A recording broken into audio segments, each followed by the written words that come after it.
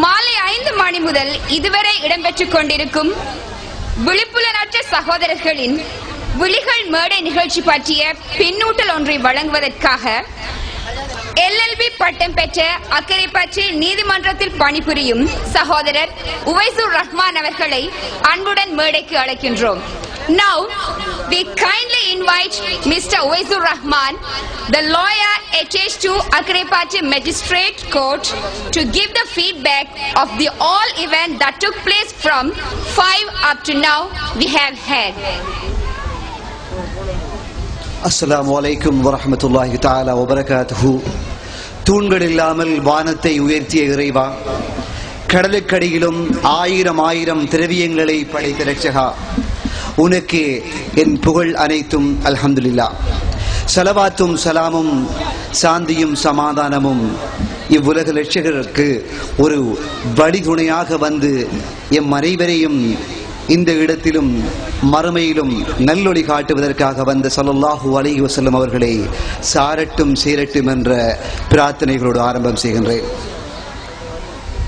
முதலிலே மாலை 5 மணி முதல் இப்பொழுது இருக்கக்கூடிய நேரம் 8:35 வரையும் இந்த அமைப்பினுடைய கிரீன் ஃப்ளவர்ஸ் அமைப்பினுடைய நிகழ்ச்சிகள் அத்தனையும் மிகவும் ஒரு அவதானியாக இருந்து நுணுக்கமாக ஆய்ந்து கொண்டிருந்தேன்.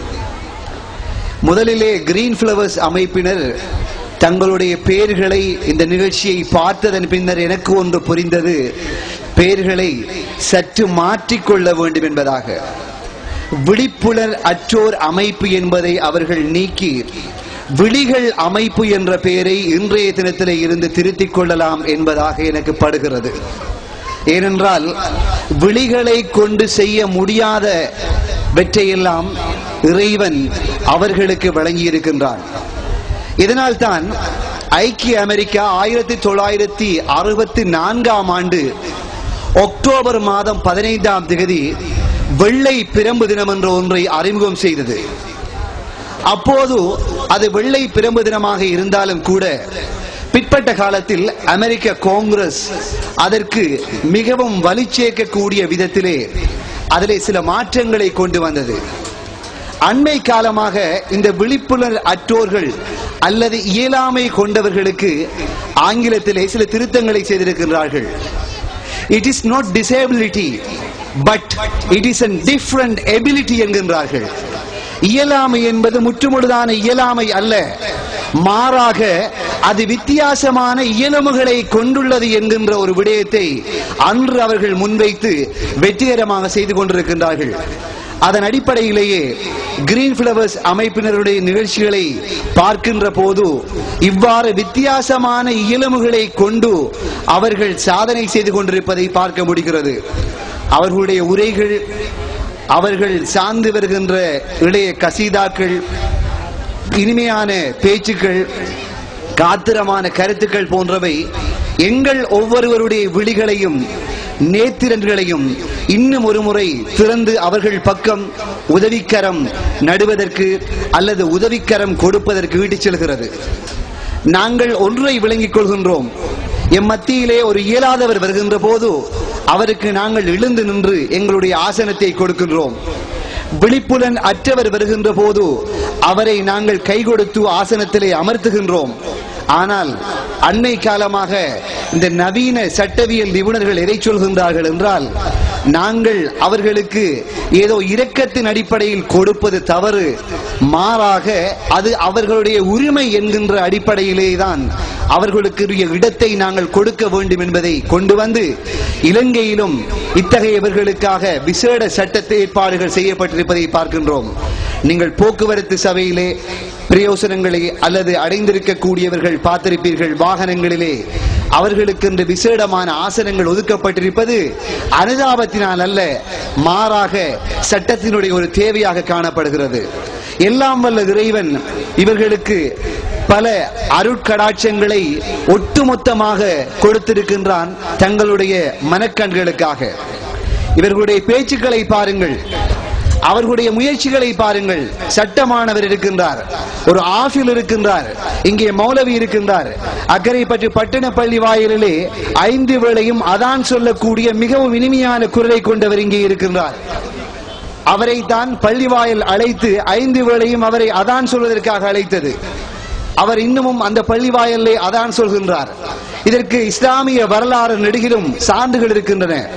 கண்மணியான ரசூலுல்லாஹி ஸல்லல்லாஹு அலைஹி வஸல்லம் அவர்கள் ஹஸ்ரத் பிலால் ரலியல்லாஹு தஆலா அன்ஹு அவர்களை அழைத்தார்கள் அதான் சொல்வதற்காக பள்ளிவாயலிலே. அவர் ஒரு காட்டு அரபி சமூகத்தை சேர்ந்தவராக இருந்தாலும் கூட அவர் அழைக்கப்பட்டிருந்தார். அவருடைய உச்சரிப்பிலே சற்று வித்தியாசங்கள் காணப்பட்டிருந்தது. இருந்தாலும் அவருடைய தொனி, அந்த ராகம் என்பது குன்னா என்று அரபிலே அழைப்பார்கள், மிகவும் இனிமையாக இருந்த காரணத்திற்காக மாத்திரம் ஸல்லல்லாஹு அலைஹி வஸல்லம் அவர்கள் அவரை அழைத்து அரபி அஜமி என்கின்ற பாகுபாடுகள் அற்று அவருக்கும் அந்த சமூகத்திலே முன்னுரிமை கொடுத்தார்கள். என்றால் எந்த அளவுக்கு முன்னுரிமை கொடுக்கப்பட்டிருக்கின்றது என்பதை நாங்கள் எங்களுடைய மனதை சற்று திறந்து பார்க்க வேண்டிய ஒரு தேவைப்பாட்டுக்கு விட்டுச் செல்லப்படுகின்றோம். இந்த சந்தர்ப்பத்திலே இங்கே இருக்கக்கூடிய ஒவ்வொருவருடைய விடயங்களையும் நாங்கள் பார்க்கின்ற விடத்து அவர்கள் மிகவும் ஆளுமை கொண்டவர்களாக இருக்கின்றார்கள்.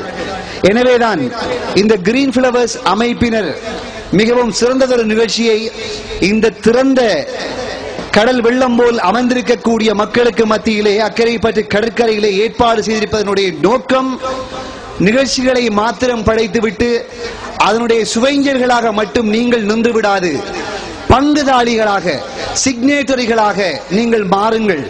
உங்களால் முடியுமான ஒத்துழைப்புகளை ஒவ்வொருவரும் நல்க வேண்டும். வெறும் படக்கொடுப்பனவுகள் மாத்திரம் அல்லது வாகனங்களில் அவர்களை ஏற்றிச் சென்று விடுவது மாத்திரம் உதவியாக அமையாது. இவற்றுக்கும் அப்பால் சென்று எங்களுடைய பணிகளை புரிய வேண்டிய தேவைப்பாடு இருக்கிறது. பல்கலைக்கழகத்தில் இருக்கவர்களுக்கு நிறைய தேவைப்பாடுகள் காணப்படுகின்றது. அரபு கல்லூரியில் இருக்கக்கூடிய மாணவர்களுக்கு நிறைய தேவைப்பாடுகள் காணப்படுகின்றது. அவை என்னவென்று இனங்காண வேண்டும். ஆகவேதான் நான் குறிப்பிட்டிருந்தேன் என்னுடைய பேச்சின் ஆரம்பத்திலே, விழிப்புலன் அற்றோர் அமைப்பு என்பதை சற்று திருத்தி நாங்கள் விழிகள் அமைப்பு என்ற பெயரை லோகோவாக பயன்படுத்தலாம். அதன் கீழே ஒரு பைலைனாக விழிப்புடன் அற்றோர் அமைப்பு என்பதை மாற்றிக்கொள்ளுங்கள். ஏனென்றால் இன்டர்நேஷனல் பிளைண்ட் டே என்பது இப்போது இல்லை, சர்வதேச விழிப்புடன் அற்றவர்கள் தினம் என்பது இல்லை. அதைத்தான் ஐக்கிய அமெரிக்காவும் ஐக்கிய நாடுகள் சபையும் இன்டர்நேஷனல் ஒயிட் கேன் டே, வெள்ளை பிரம்பு தினம் என்று ஆக்கியிருக்கிறது. எனவே நாங்களும் சில மாற்றங்களை செய்வோம். இவர்களுடைய நிகழ்ச்சிகள் மிகவும் அபாரமாக இருக்கிறது. இந்த நிகழ்ச்சிக்காக என்னை இஸ்லாமிக் மீடியா சிட்டியை சேர்ந்த சகோதரர் சாதிக் அவர்கள் அழைப்பு விடுக்கின்ற போது உங்களுடைய அழைப்பிதழ் இருக்கின்றது என்றார். நான் சொன்னேன், அழைப்பிதழ் எனக்கு தேவையில்லை, நான் வருகின்றேன். ஏனென்றால் இலங்கை வானொலியிலும் தொலைக்காட்சிகளிலும் நடத்திய நிகழ்ச்சிகளை விடவும் நீதிமன்றங்களிலே நாங்கள் சென்று நியாயத்திற்காக வாதிடுவதை விடவும் பெரியதொரு அரங்காக இறைவன் எமக்கு இதனை ஆக்கி தந்திருக்கின்றான். எல்லாம் வல்ல இறைவன் பலருக்கும் விழிகளை திறந்து மனக்கண்ணை மூட வைத்திருக்கின்றான். ஆனால் ஒரு சிலருக்கோ விழிகளை மூடி மனக்கண்ணை திறக்க வைத்திருக்கின்றான். மிகவும் சிறந்த முறையிலே அவர்களுடைய நிகழ்ச்சிகள் இங்கே அரங்கேறப்பட்டன. இன்னும் சில நிகழ்ச்சிகளும் இங்கே அரங்கேறுவதற்காக காத்திருக்கின்றன. அவர்களுக்கு எங்களுடைய முழுமையான ஆதரவை இறைவன் துணை கொண்டு நாங்கள் இன்ஷா அல்லாஹ் வழங்க வேண்டும். அதனூடாக இன்னும் பல நன்மைகளை அவர்கள் இந்த பிரதேசத்திற்கும் இந்த மக்களுக்கும் ஆற்ற வேண்டும் என்கின்ற அந்த கருத்துக்களை விதைத்தவனாக எங்களால் முடியுமான உதவிகளை அவர்களுக்கும் வழங்குவோம் என்கின்ற கருத்துக்களை இந்த இடத்திலே தந்து சந்தர்ப்பத்தை அளித்த எல்லாம் வல்ல இறைவனுக்கும் நன்றிகளை கூறி முடித்துக் கொள்கின்றேன். வாஹிரு தாவானா அல்ஹம்துலில்லாஹி ரப்பில் ஆலமீன். வஸ்ஸலாமு அலைக்கும் வரஹ்மத்துல்லாஹி தஆலா வபரகாத்துஹு.